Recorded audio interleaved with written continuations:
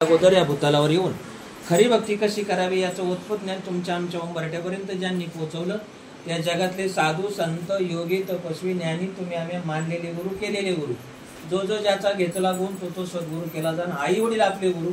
चांगल्या गुणाची लोक कलियुगामध्ये आपल्याला पारमार्थ करण्यामध्ये अडचण येऊन देत नाहीत अशा गुणाची लोक आपले गुरु ज्ञानोबरायांनी सुंदर ओवी केली गुरु तेथे ज्ञान ज्ञानी आत्मदर्शन स्वरूपे समाधान आत्मदैसे जीवाला गुरुची गरज आहे गुरुच्या ठिकाणी ज्ञानाची प्राप्ती होते आज्ञान घालवायचं काम गुरु करतात म्हणून ज्ञानाची प्राप्ती होते आई वडील आपले गुरु चांगल्या गुणाचे लोक आपले गुरु ज्ञानोबरायांच्या अनेक ओव्या ज्ञानोबरायांनी खर्च केल्या त्याचबरोबर तुकोबरायांनी खर्च केल्या आज पाहिलं तर आपल्या दिव आळंदीमध्ये एक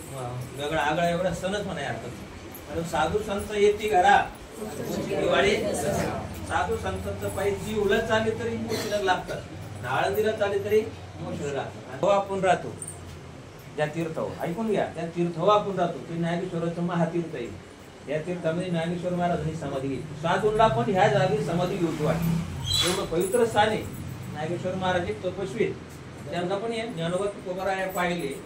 जाणारे भाविक लोक पाहिले त्यांनी पण नागेश्वर समाधी घेतली त्याच्यापेक्षा परम बाकी तुम्ही आम्ही नागेश्वरांनी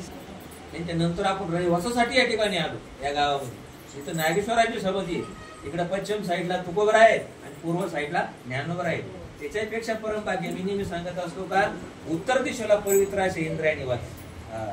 धन्य इंद्रायणी पार पिंपळाचा ज्ञानोबरायच्या बाबतीत बोललं जातं तुकोबराय तर ज्ञानोबरायला म्हणतात जयची या द्वारी सोन्याचा पिंपळ अंगी आई शे पळ रेडा बोले नम्रता धारण केली त्यांनी म्हणतात ज्यांच्या दारामध्ये सोनं पिंपळ त्यांनी मला किती मोठं पण द्यावा इथं पायाची वाहनं पायवरी लीनता संतंकून लीनता शिकावी लागते परमार्थामध्ये लीनता फार गरजेची अहो लीनता असेल नम्र झाला होता तेने कोण दिले अनंता लीनता म्हणजे नम्रता महापुरे झाडे जाती तिथे वळ वाचती अख्ख्या महापुरामध्ये थोडक्यात सांगावं लागतं आपल्याला 15 मिनिटात जाऊ दे असतो फक्त महापुरामध्ये मोठ्या मोठ्याने झाडं वाहतात पण लवळा असतो ना तो खाली झुकतो आणि परत पाणी ओसरलं का उभा राहतो आता कसं वाटतंय म्हणतो मी आज राहायचं तो सांगतो कारण का मी झुकून राहिलो तसं ज्ञानोबराया तुकोबराया आधी करून त्या संतांच्या दिंड्या चालत पंढरपूरच्या दिशेने ते म्हणतात आम्ही काय केलं आम्ही फक्त झुकून राहिलो नम्र राहिलो आणि या समाजामध्ये प्रेरित राहिलो आपण नेहमी एक एक उदाहरण देत असतो आता आपल्या घरामध्ये पहिले उतरंड असायचे उतरंडीमध्ये काय लावलं असतं सगळी गाडगीच असते जाऊ दे आता उतरंड राहिली नाही गाडगी मात्र आहेत आपण पाहतो काही गाडगे आता मला काय सांगायचं नक्की जाऊन घ्या काही गाडगे दसऱ्याच्या वेळेला घटस्थापनेला जातात बरोबर आहे घटस्थापना माहिती आहे सगळे ते गाडगे एक मध्ये असतं त्याच्याकडला पेर केलेली असते माती टाकलेली असते त्यामुळे धान्य पेरलेलं असतं ते आतल्या गाडग्यामध्ये पाणी असतं ते पाणी सगळ्या त्या कशाला जातं ते पेरलेल्या प्रत्येक बियाला जातं आणि त्यातून ते अंकुर वर येतं सुंदरपैकी अंकुर त्याला सुरवर म्हणतात बरं खरं म्हणजे देवदेखाच्या भाषेमध्ये सुरवरांची मांदी उभे जोडून घ्या सुरवर त्या गाडग्यातलं पाणी त्यांना पोषक होतं तसं साधू संत जन्माला आले ना तर त्याच्यासारखं कार्य करतात ते तुम्ही आम्हाला उभे करतात चांगल्या मार्गाने तुम्ही आम्ही चांगलीच आहोत आपण सुरवर आहोत आपण देवाचे लेकर आहोत याची जाणीव करून देतात त्या गाडग्यासारखं साधू संत योगी तपस्वी ज्ञानी कार्य करीत असतात हो काही गाडगे असतात काही गाडगे ती पण त्याचा वापर होतो ती 2 गाडगे असतात ती वापरतात कधी ज्या वेळेला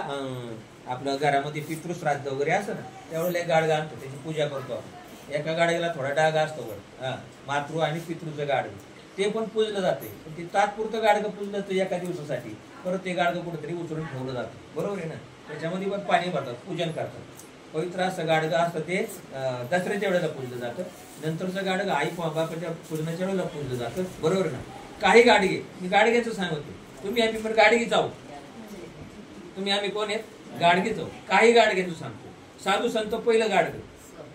जे त्या याला ओळत होते दुसरं गाडगं बघा आता पुढे दुसरी 2 गाडगे तर तिसरं गाडगं असतं वयस्कर माणूस झालं का त्याला झोपण्यासाठी